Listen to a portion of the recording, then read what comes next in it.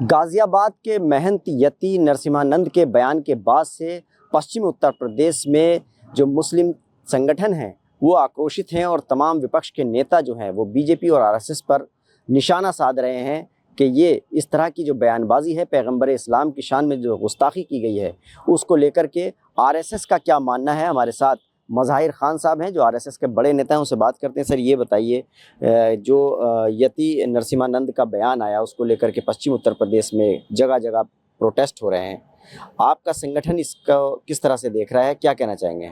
देखिए, जो हमारे यति नरसिम्हा हैं डासना के, वो ना तो भारतीय जनता पार्टी के कोई सदस्य हैं, ना आरएसएस के सदस्य हैं, ना किसी मुस्लिम संगठन से उनका कोई वास्ता है। उन्होंने जो बयान दिया है वो देश को तोड़ने वाला और देश में एक अराजकता फैलाने वाला है और उनका ये मिजाज बन गया है कि वो हमेशा विवादों में रह के अपनी जो है बहुत सस्ती लोकप्रियता चाहते हैं। उनके इस बयान से ना ही हिंदू खुश है ना ही मुसलमान। मुस्लिम राष्ट्रीय मंच उनके इस बयान का ज़बरदस्त खंडन करता है और उसका विरोध करता है।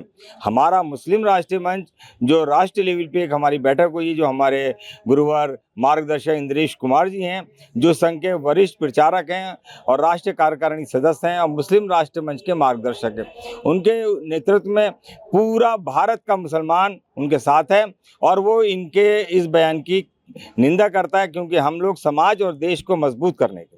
ये बताइए मज़ाहिर ख़ान साहब के आपके पास जो जिम्मेदारी है, जो दायित्व है वो क्या है, और जो इंद्रेश कुमार जी ने मीटिंग ली थी उसमें क्या दिशा निर्देश यति नरसिम्हानंद को लेकर के आप लोगों को दिए गए हैं?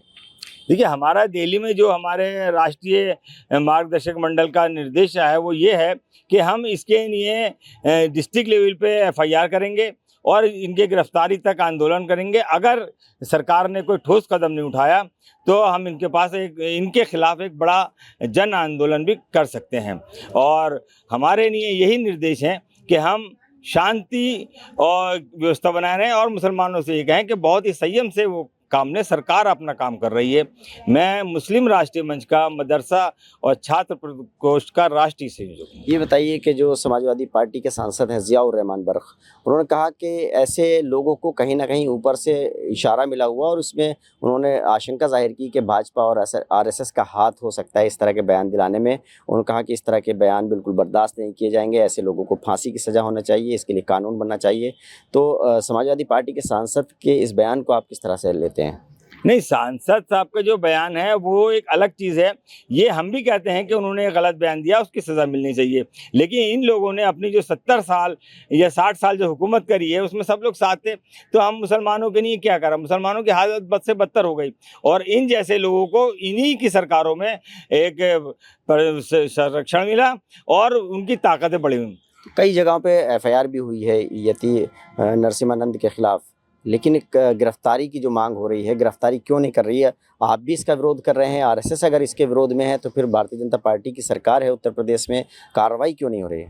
नहीं, सरकार अपना काम करेगी और हम लोग बराबर दबाव बनाए हुए हैं और हम मुस्लिम राष्ट्रीय मंच जो है वो इसके लिए पूरी कोशिश लग रहा है और एफआईआर हर जिले लेवल से भी होंगी और हम लोग बहुत खामोशी के साथ और पैनी नज़र रख रहे हैं समाज और देश पे, क्योंकि हमारे लिए समाज और देश पहले है। तो संघ इसके खिलाफ है खुल करके? नहीं, संघ जो है वो कर रहा है, लेकिन मुस्लिम राष्ट्रीय मंच इसके खिलाफ है। देखिए, आरएसएस से जुड़ा संगठन है मुस्लिम राष्ट्रीय मंच और उसके नेता हैं, उनका कहना है कि जो इंद्रेश कुमार जी ने मीटिंग ली है उन्होंने यति नरसिम्हानंद के जो बयान है उसकी निंदा की है और सभी इन नेताओं को, कार्यकर्ताओं को निर्देश दिए हैं कि वो अपने अपने जनपदों में यति नरसिम्हानंद के खिलाफ मुकदमे दर्ज कराएं और उस पर कार्रवाई की मांग करें।